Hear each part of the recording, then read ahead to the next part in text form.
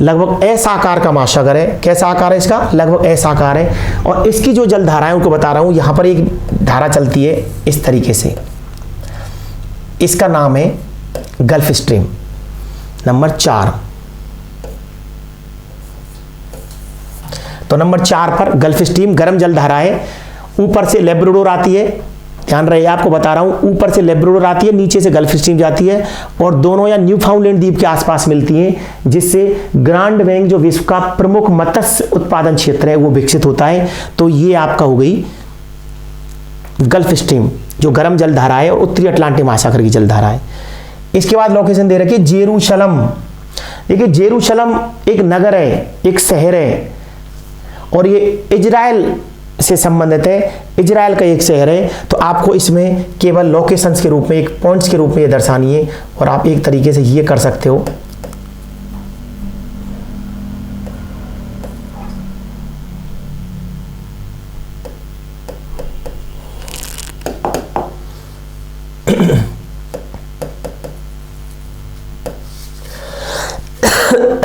तो ये आपका जेरूशलम है और उसका क्रम है नंबर 5। तो एक नगर है, एक शहर है, सिटी है जो जेरूशलम, ये लोकेशन दिखानी है। ध्यान रहे आपको, नदी को आप थोड़ी लाइन के हिसाब से दर्शाएं कि नदी एक लंबाई में होती है और एक नगर को एक बिंदु के द्वारा, एक पॉइंट के द्वारा प्रदर्शित किया जा सकता है। इसके बाद अगला लोकेशन है आपके गुरु शिखर। अब देखिए गुरु शिखर, आप राजस्थान के रहने वाले हो या आप कहीं के भी रहने वाले हो, तो गुरु शिखर राजस्थान की एक पर्वत श्रेणी है या पर्वत श्रृंखला है, उसका नाम है अरावली पर्वत श्रेणी और सबसे प्राचीन पर्वत श्रेणी है जो अवशिष्ट पर्वत श्रेणी कहलाती है। उसकी सबसे ऊंची पर्वत चोटी है गुरु शिखर, 1722 मीटर इसकी ऊंचाई है और ये राजस्थान के एक जिला है सिरोही, उसके अंतर्गत आती है। तो आपको लगभग यहाँ पे विश्व के मानचित्र में केवल आपको राजस्थान में मार्क कर देना है और ये हो गई आपकी गुरु शिखर। इसका क्रम है आपका 6 नंबर। तो गुरु शिखर और उसके बाद 7 नंबर पर दे रखा है ग्रांड कैनियन। इस प्रश्न पत्र में केवल 7 लोकेशन सी दे रखी हैं। तो ग्रांड कैनियन, देखिए ग्रांड कैनियन विश्व की एक नदी है संयुक्त राज्य अमेरिका की, उसके द्वारा बनाया गया कैनियन है, उसको ग्रांड कैनियन के नाम से जाना जाता है। नदी घाटी क्षेत्र है, जैसे नदी के द्वारा जिस घाटी से नदी प्रवाहित होती है उसको वी आकार की घाटी कहते हैं। वी आकार की घाटी का बड़ा रूप कहलाता है गार्ज कहलाता है और गार्ज अति गहराई वाला जो आई आकार का जब बन जाता है उसको बोलते हैं ग्रांड कैनियन या कैनियन बोलते हैं और ये नाम है ग्रांड कैनियन जो आपकी कोलोराडो नदी है और कोलोराडो नदी से संबंधित है ग्रांड कैनियन। तो इसका क्रम हो गया आपका 8।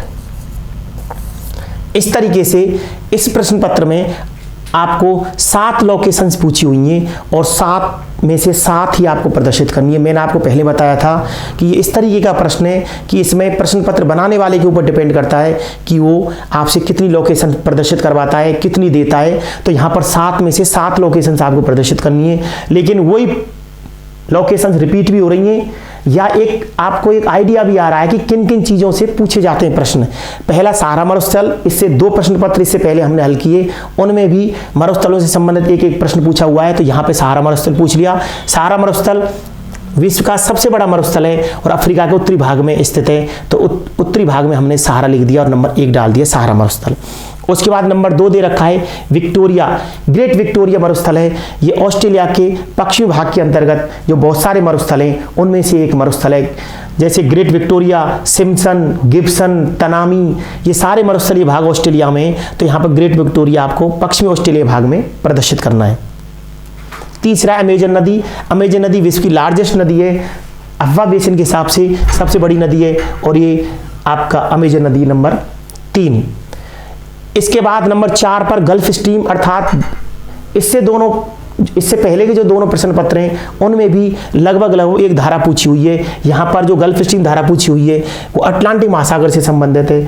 उत्तरी अटलांटिक महासागर में ये उत्तरी अमेरिका के पूर्व में यूएसए के ईस्ट में जो धारा है ये आपके गल्फ स्ट्रीम कहलाती है। ऊपर से एक धारा और आती है, उसका नाम लेब्राडोर धारा है।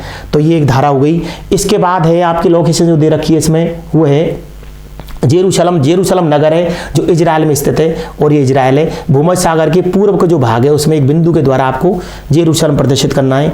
गुरु शिखर राजस्थान की सबसे ऊंची पर्वत चोटी है और अरावली के अंतर्गत आती है। अरावली जो श्रेणी है वो आपके ऊपर दिल्ली से लेकर के दक्षिण में गुजरात तक विस्तृत है, और इसमें सिरोही जिले में सबसे ऊंची पर्वत चोटी राजस्थान की गुरु शिखर के नाम से जानी जाती है। आपको विश्व के मानचित्र में राजस्थान में प्रदर्शित करना है नंबर 6 पर गुरु शिखर। और नंबर 7 दे रखा है ग्रांड कैनियन कोलोराडो नदी द्वारा यूएसए में बनाया गया एक कैनियन है जो ग्रांड कैनियन के नाम से जाना जाता है। तो इस तरीके से इस मानचित्र वाला जो प्रश्न है इस प्रश्न पत्र में, उसमें 7 लोकेशंस में 7 पूछनी है। अब एक प्रश्न पत्र है, ये 2018 का है, आप देख पा रहे हो। इस 18 के प्रश्न पत्र में भी उसी तरीके का प्रश्न है। आपको दिए गए विश्व के मानचित्र में निम्नलिखित में से किन्हीं 5 को उचित प्रतीकों द्वारा प्रदर्शित कीजिए। 10 लोकेशन दे रखी हैं, उनमें से हमें कितनी करनी है? 5 प्रदर्शित करनी है। बात करते हैं हम, सबसे पहले दे रखा है अरल सागर। देखिए पहला जो प्रश्न पत्र हल किया था इसी क्लास में, उसमें हमने बताया था कि लगभग एक सागर पूछा हुआ है। तो ये आपका है अरल सागर, इसके बारे में पहले ही बता दिया था, इसका नाम है अरल सागर। अर्थात अरल सागर के पक्ष में कैस्पियन सागर के पक्ष में ये काला सागर और ये भूमध्य सागर। आप अपने मानचित्र में नोट कर लीजिए। देखिए ये पूरा वाटर बॉडी जो दे रखा है ये भूमध्य सागर या रूम सागर के नाम से जाना जाता है। ये जो भाग है ये कहलाता है काला सागर, ये कहलाता है कैस्पियन सागर, और ये है आपका जो लोकेशन है इसका नाम है अरल सागर। अरल सागर के पूर्व में जो झील है इसका नाम है बालकस झील, और ये झील है इसका नाम है बेकाल झील। इस तरीके से इनमें से लगभग हर साल एक प्रश्न आ रहा है, तो इनको आप अच्छे से कर सकते हो। बेकाल झील, बालकस झील, अरल सागर जो इस प्रश्न पत्र में पूछा हुआ है, अरल सागर के पश्चिम में कैस्पियन सागर जो आंतरिक सागर है, काला सागर और भूमध्य सागर। अब देखिए सारगैसो सागर। देखिए जब आपने धाराओं का टॉपिक पढ़ा होगा तो अटलांटिक महासागर का जो ये भाग है, इसका उत्तरी जो अटलांटिक महासागर है उसमें ये जो भाग है ये कहलाता है सारगैसो सागर। नंबर 2 सारगैसो सागर।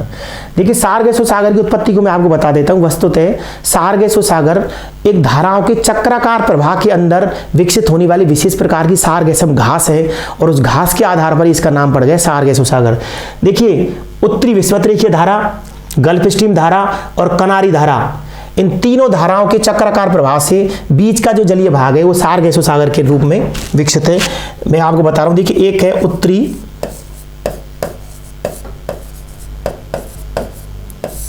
विषुवत रेखीय धारा, पहली धारा हो गई उत्तरी विषुवत रेखीय धारा, ये है आपका उत्तरी विषुवत रेखीय धारा। उसके बाद दूसरी हो गई गल्फ स्ट्रीम धारा, और ये हो गई आपके कनारी धारा। तो 3 धाराओं का चक्राकार प्रवाह, इसके अंदर का जो ये भाग है, जो जलीय भाग है, इसको सारगैसम घास के आधार पर सारगैसो सागर के नाम से जाना जाता है। तो उत्तरी अटलांटिक महासागर में आपको सारगैसो सागर प्रदर्शित करना है। दोबारा रिपीट कर रहा हूं, उत्तरी विषुवत रेखीय धारा, नोट करिए, उत्तरी विषुवत रेखीय धारा, गल्फ स्ट्रीम की गर्म धारा और कनारी जल धारा जो ठंडी जल धारा है, इसके चक्राकार प्रवाह के बीच का जो जलीय भाग है वो सारगैसो सागर के नाम से जाना जाता है। मिसिसिपी नदी। देखिए इससे पहले जितने प्रश्न पत्र किए हैं लगभग सभी में एक नदी पूछी हुई है, तो ये प्रश्न भी उसका अपवाद नहीं है प्रश्न पत्र। इसमें भी मिसिसिपी नदी पूछी हुई है, और मिसिसिपी नदी मिसिसिपी और मिसूरी नदी है, और ये आपका यूएसए की नदी है, और इसका क्रम है आपके नंबर 3।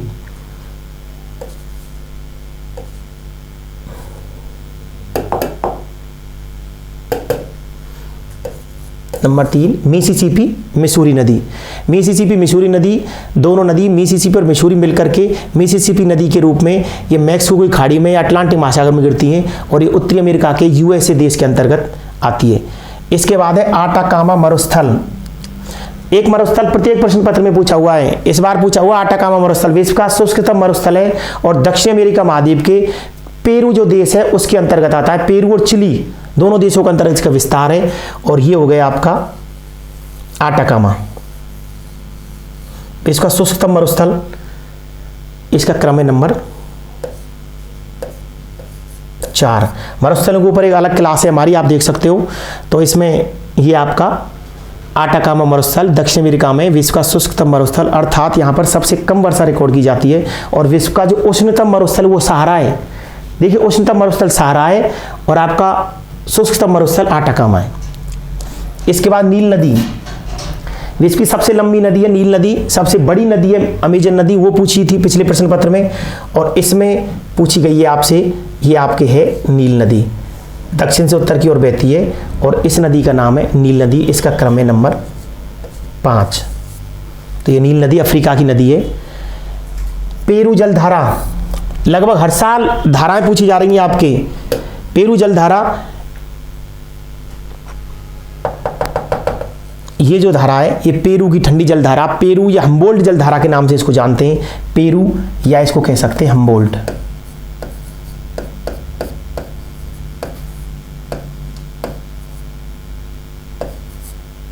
हम्बोल्ट, पेरू या हम्बोल्ट की ठंडी जलधारा जो आपके दक्षिण अमेरिका महाद्वीप के पश्चिम में अर्थात प्रशांत महासागर के पूर्वी भाग में प्रवाहित होती है।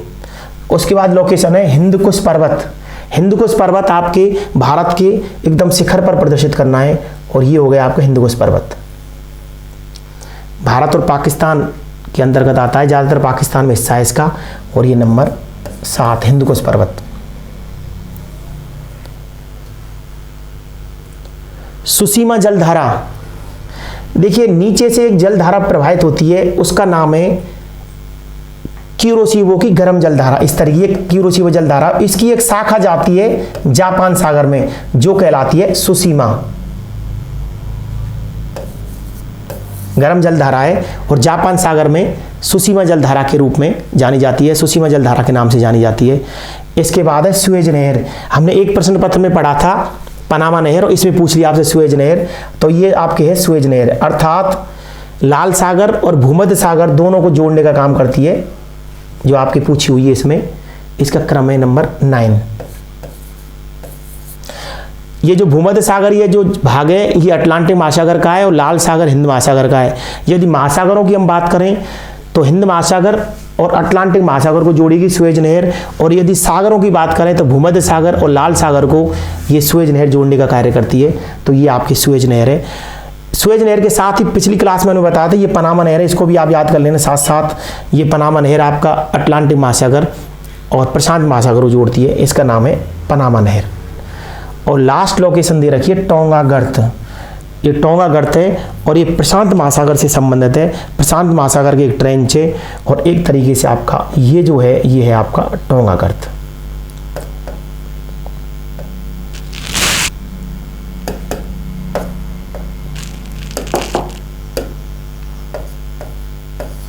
नंबर 10। तो इस तरीके से इस प्रश्न पत्र के हिसाब से 10 लोकेशन दी हुई हैं, उनमें से हमें 5 प्रदर्शित करनी है। 5 को एक बार दोबारा रिपीट कर रहा हूं मैं। अरल सागर, ये आपका अरल सागर है कैस्पियन सागर के पूरब में। दूसरा दे रखा है सार्गेसो सागर, ये उत्तरी अटलांटिक महासागर का जलीय भाग है जो धाराओं के चक्राकार प्रवाह के बीच का जलीय क्षेत्र है। उत्तरी विश्वत्रीय की धारा, गल्फ स्ट्रीम की गर्म धारा और कनारी की ठंडी धारा, इसके बीच का जो जलीय क्षेत्र है वहाँ पर सार्गेसम नाम की घास पाई जाती है, जिसके आधार पर यह सार्गेसो सागर के नाम से जाना जाता है। तीसरी मिसिसिपी नदी, ये उत्तरी अमेरिका के संयुक्त राज्य अमेरिका देश की नदी है। मिसिसिपी और मिसौरी मिलकर के मिसिसिपी नदी, और ये आपका मैक्सिको की खाड़ी में गिरती है, इसका नाम है मिसिसिपी नदी। नंबर 3। नंबर 4 आटाकामा मरुस्थल दक्षिण अमेरिका का मरुस्थल है और ये आपका चिली और पेरू देशों के अंतर्गत, ज़्यादातर चिली में विस्तार है और पेरू में, दोनों में इसका विस्तार पाया जाता है। नील नदी विश्व की सबसे लंबी नदी है जो आपका अफ्रीका महाद्वीप में प्रदर्शित करनी है, ये आपकी नील नदी है। इसके बाद पेरू जलधारा, पेरू जलधारा दक्षिण अमेरिका के पश्चिम में ये पेरू जलधारा है जो आपके प्रशांत महासागर की जलधारा है, पूरी प्रशांत महासागर की। पेरू या इसको हम्बोल्ट जलधारा के नाम से भी जानते हैं। ये पेरू या हम्बोल्ट नोट कर लीजिए, हम्बोल्ट जलधारा है, पेरू जलधारा। हिंदुकुश पर्वत, ये भारत जो भारतीय उपमहाद्वीप है इसके ऊपर उत्तर में पाकिस्तान वगैरह उसमें इसकी स्थिति है और ये हिंदुकुश पर्वत है। इसके बाद सुसीमा जलधारा, सुसीमा जलधारा जो गल्फ स्ट्रीम जलधारा, गल्फ स्ट्रीम में, और ये आपका गल्फ स्ट्रीम तो उत्तरी अटलांटिक महासागर की है, ये प्रशांत महासागर की उत्तरी जलधारा है, इसका नाम है क्यूरोशिबो जलधारा। क्यूरोशिबो जलधारा की एक शाखा जापान सागर में चली जाती है जो सुशीमा जलधारा के नाम से जानी जाती है। सुएज नहर यह भूमध्य सागर और लाल सागर को जोड़ने वाली जो नहर है ये सुएज नहर के नाम से जानी जाती है। और लास्ट है टोंगा गर्त, ये आपका टोंगा ऑस्ट्रेलिया के ईस्ट में दक्षिण प्रशांत महासागर का एक गर्त है। इस प्रकार से आज की क्लास में हमने जो 3-4 प्रश्न पत्र हल किए हैं, तो आप इसको घर पर मानचित्र लेकर के, खाली मानचित्र लेकर के एटलस में लोकेशंस भी देख सकते हो, ये आप प्रैक्टिस करें। और इस प्रश्न पत्र के बारे में मैंने पहले बताया है कि इस प्रश्न पत्र में जो पहला प्रश्न जो आता है ये कंपलसरी, इसमें पूरे में से पूरे मार्क्स लाए जा सकते हैं बहुत कम समय में, केवल आपको प्रैक्टिस करनी है। बहुत बहुत धन्यवाद। Thank you so much.